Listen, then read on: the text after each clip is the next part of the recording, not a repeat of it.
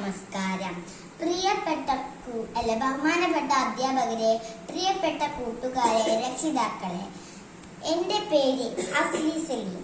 ഞാൻ ഇന്നിവിടെ സംസാരിക്കാൻ പോകുന്നത് അനുസരണാശീലം എന്ന വിഷയത്തെ പറ്റിയാണ്. കുട്ടികൾക്ക് വേണ്ട പ്രധാനപ്പെട്ടൊരു നല്ല ശീലമാണ് അനുസരണം.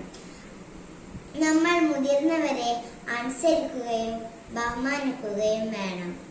അനുസരണയുള്ള കുട്ടിക്ക് ജീവിതത്തിൽ വിജയം നേടാൻ സാധിക്കൂ.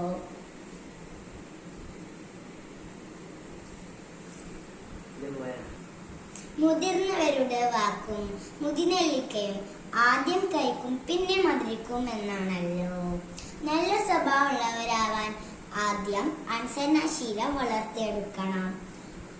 എല്ലാവരെയും ബഹുമാനിക്കാനും എല്ലാവരും നമ്മളെ അംഗീകരിക്കാനും നമ്മൾ അനുസരണശീലം വളർത്തിയെടുക്കണം.